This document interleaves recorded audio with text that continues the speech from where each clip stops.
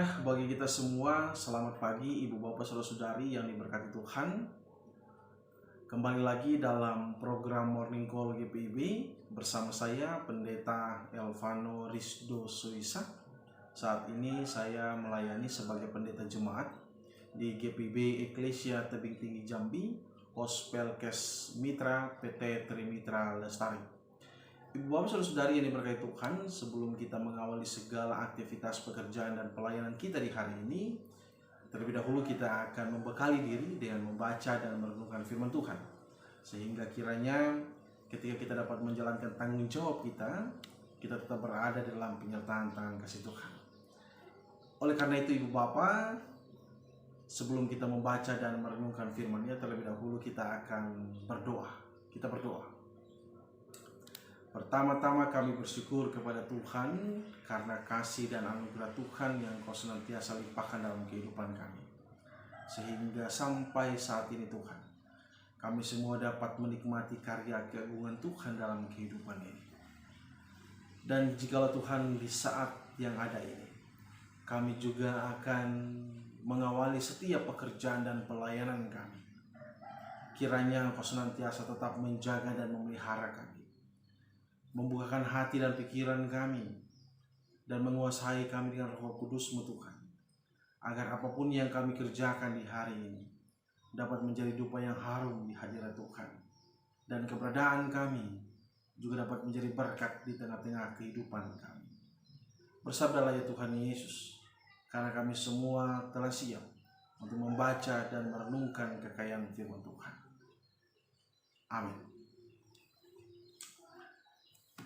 Ibu Bapak Saudara-saudari yang diberkati Tuhan, pembacaan Alkitab kita pada pagi hari yang indah ini terambil dalam kitab Nehemia. Kitab Nehemia pasalnya yang ke-9 ayatnya yang ke-17. Kitab Nehemia pasal 9 ayatnya yang ke-17. Saya akan membacakan untuk kita semua. Firman Tuhan menyatakan, mereka menolak untuk patuh dan tidak mengingat perbuatan-perbuatan yang ajaib yang telah Kau buat di antara mereka.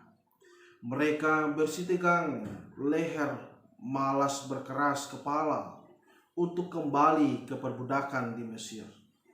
Tetapi Engkaulah Allah yang sudi mengampuni, yang pengasih dan penyayang, yang panjang sabar dan berlimpah kasih setianya. Engkau tidak meninggalkan mereka. Demikianlah pembacaan Alkitab. Terpujilah Yesus Kristus. Haleluya. Ibu Bapak Saudara-saudari yang diberkati Tuhan kita Yesus Kristus, ketika kita membaca kitab Nehemia pasal 9 ayatnya yang ke-17, maka saya akan mengawalinya dengan ungkapan bahwa penyesalan akan selalu datangnya di akhir. Ya, memang betul Ibu Bapak. Terkadang manusia ketika membuat satu kesalahan terlebih dahulu, ya, menyakiti hati sesama, menyakiti hati Tuhan, dan ketika mereka menerima dampak yang negatif dalam kehidupannya, sehingga mereka berada dalam titik penyesalan, maka mau tidak mau mereka akan meminta maaf, memohon ampun, dan lain sebagainya. Itulah manusia dengan segala kelemahannya, dengan segala kekurangannya, mereka selalu berada dalam lingkup seperti itu. Nah, Ibu Bapak Saudara-saudari, sebenarnya bahan bacaan Alkitab kita juga mau mengantarkan kita pada situasi seperti itu. Kita ketahui bersama bahwa bangsa Israel dalam perjalanan kehidupan mereka seringkali membuat satu kesalahan yang menyakiti hati sesama, bahkan terlebih menyakiti hati Tuhan. Seringkali mereka meninggalkan Tuhan. Seringkali mereka tidak patuh pada perintah Tuhan. Dan seringkali mereka melawan Tuhan. Dan itulah kehidupan mereka. Tapi Ibu Bapak dan Saudara-saudari, di dalam bacaan kita saat ini, Nehemia mengungkapkan suatu rentetan kisah sisa bangsa Israel pasca pembuangan. Mereka berada dalam satu bentuk penyesalan yang luar biasa. Mereka menyadari apa yang mereka perbuat, apa yang telah nenek moyang mereka perbuat sesungguhnya tidaklah benar di mata Tuhan. Bahkan mereka menyadari bahwa ketika mereka tidak hidup di dalam Tuhan, masa depan tidak ada pada mereka.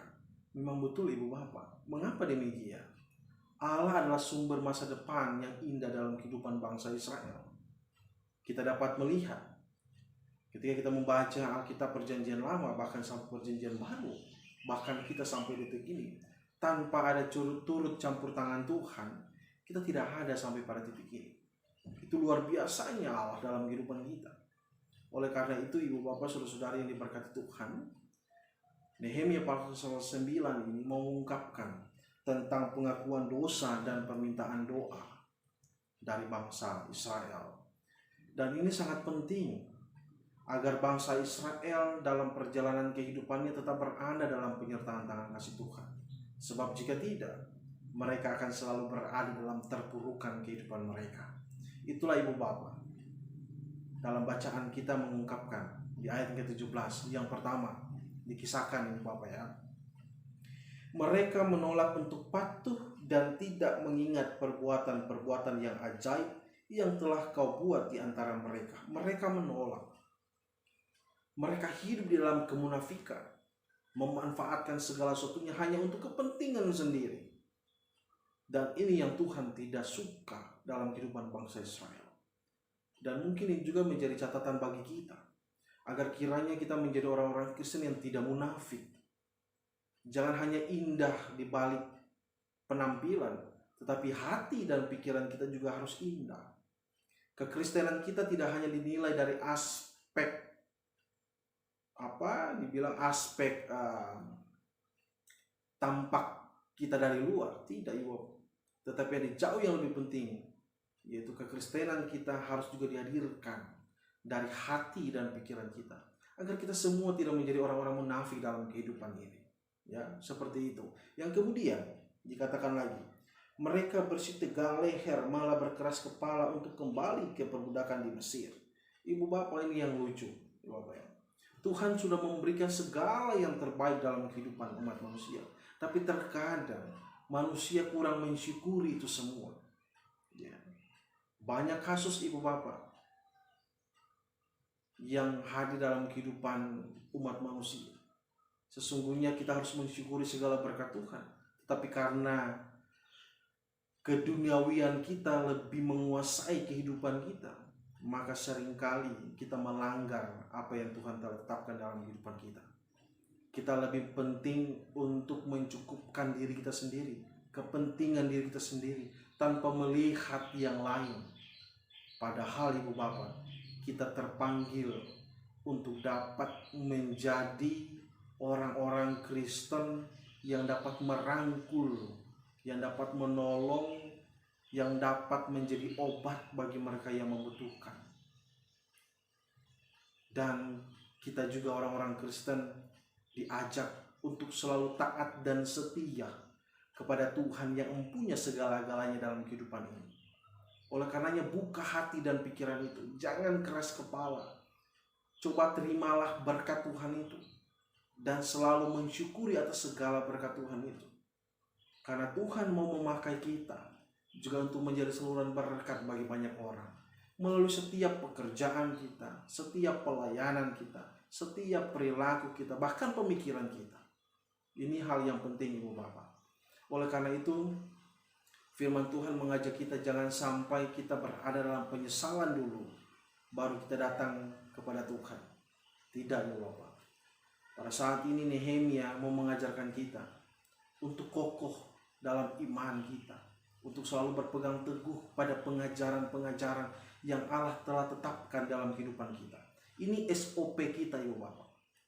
Tanggung jawab kita adalah menjalankan SOP ini, agar kehidupan kita selalu berada dalam penyertaan tangan kasih Tuhan. Mengapa? Karena kita harus malu Ibu Bapak, betapa luar biasanya Tuhan dalam kehidupan kita. Kita bisa baca di bagian selanjutnya.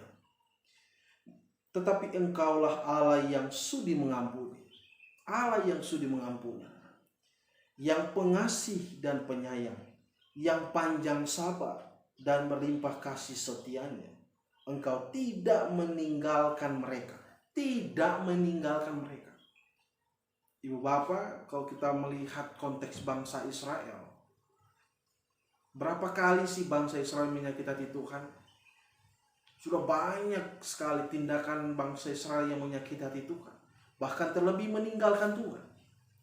Walaupun mereka meninggalkan Tuhan, Tuhan tetap membuka tangannya untuk menerima kembali bangsa Israel.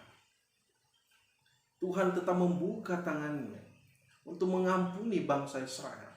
Walau seringkali mereka menyakiti hati Tuhan. Betapa dahsyatnya Allah kita.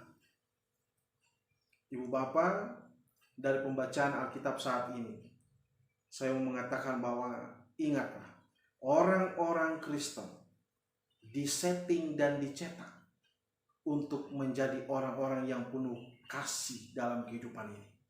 Oleh karenanya identitas kita sebagai orang Kristen adalah pengasih. Kasih dapat dikatakan kasih jika kasih itu dapat diwujud nyatakan melalui setiap perilaku dan perbuatan kita. Itu yang harus kita ingat, Ibu. Mengapa? Karena Allah sendiri telah menunjukkan itu terlebih dahulu pada kita.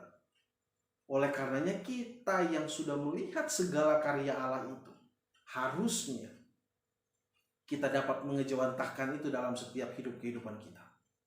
Di saat ini, Ibu Bapak Saudara-saudari yang diberkati Tuhan, kita pun belajar dari masa lalu bangsa Israel. Janganlah kita menjadi orang-orang yang munafik. Janganlah kita menjadi orang-orang yang keras kepala. Janganlah kita menjadi orang-orang yang hidup dalam kedengkian. Janganlah kita menjadi orang-orang yang hidup dalam keiri hatian. Tetapi mari kita semua terpanggil untuk menjadi orang-orang Kristen yang maha pengampun, maha penyayang, maha pengasih dalam kehidupan ini. Karena itu identitas kita sebagai orang Kristen sejati. Ibu Bapak, Saudara-saudari yang diberkati Tuhan, pada saat ini kita akan mengawali setiap tanggung jawab pekerjaan dan pelayanan kita. Ingatlah kembali bahwa kita orang-orang Kristen telah disetting dan dicetak untuk menjadi orang-orang Kristen yang sejati dalam kehidupan ini, yaitu melalui kasih kita. Mari kita mengejawantahkan kasih itu dalam setiap menjalani tugas tanggung jawab kita. Bertanggung jawablah dalam kehidupan ini. Ada satu pernyataan bahwa kehidupan ini adalah rentetan pertanggungjawaban. Apa yang engkau tabur itu juga yang akan engkau tuai. Jangan sampai kita menyesal di akhirnya. Tapi marilah kita berpikir dulu baru bertindak. Jangan bertindak dulu baru berpikir. Karena Tuhan mengajarkan kita, gunakan akal ini untuk berpikir. Agar setiap perilaku kita, tindakan kita, dapat kita membedakan mana yang tidak berkenan di hadirat Tuhan dan mana yang berkenan di hadirat Tuhan. Dan apa yang Tuhan harapkan dalam kehidupan kita, dapat kita lakukan itu dalam kehidupan setiap tanggung jawab pekerjaan bahkan pelayanan kita. Agar setiap apa yang kita kerjakan, apa yang kita layankan dapat menjadi buah yang indah, bahkan dapat menjadi dupa yang harum di hadirat Tuhan. Sehingga Ibu Bapak, keberadaan kita dapat menjadi berkat dalam kehidupan ini. Dan itu semua kita lakukan hanya untuk hormat kemuliaan nama Tuhan. Tuhan Yesus memberkati kita. Amin. Ibu Bapak Saudara-saudari yang diberkati Tuhan, mari kita satu di dalam doa. Kita berdoa. Firman-Mu telah kami dengar Tuhan. Biarkanlah firman-Mu ini dapat tertanam di dalam hati dan pikiran kami semua, agar kami semua tetap menjadi orang-orang Kristen yang setia dan taat kepada Tuhan. Dan terlebih kami dapat menjadi orang-orang yang dapat menyalurkan kasih Tuhan dalam setiap pekerjaan dan pelayanan kami. Dan kiranya Tuhan Engkau berkenan agar kehidupan kami dapat menjadi berkat di tengah-tengah kehidupan ini. Di tengah-tengah kehidupan keluarga kami, di tengah-tengah kehidupan lingkup pekerjaan kami, bahkan pelayanan kami, bahkan di tengah-tengah lingkup sosial dan di tengah-tengah kehidupan bangsa dan negara. Ya Bapa, terima kasih atas kasih Tuhan. Kau senantiasa memberkati kami di pagi hari ini, bahkan mengawali pekerjaan kami dan pelayanan kami. Biarkanlah Tuhan selalu menyertai kami. Kristus Tuhan dan Juru Selamat, kami juga mau berdoa bagi setiap umat Tuhan yang dalam kelemahan tubuh Engkau sembuhkan, yang dalam pergumulan kiranya Engkau berkenan membuka jalan terbaik dalam kehidupan mereka. yang dalam merasakan sukacita, lengkapi sukacita mereka dengan kasih Tuhan. Sehingga Tuhan, dalam mengarungi kehidupan sepanjang hari ini, kami tetap terus memuliakan nama Tuhan dalam setiap pekerjaan dan pelayanan kami. Terima kasih Tuhan atas segala kasih dan karunia-Mu, dan biarkanlah, pakailah kami untuk menjadi saluran kasih dan berkat dalam kehidupan ini. Di dalam Kristus Yesus, Tuhan dan Juru Selamat kami berdoa. Amin. Ibu Bapak, saudara-saudari yang diberkati Tuhan, selamat pagi, selamat melanjutkan segala tanggung jawab pekerjaan dan pelayanan kita saat ini. Biarkanlah Tuhan Yesus selalu menyertai kita semua. Terima kasih.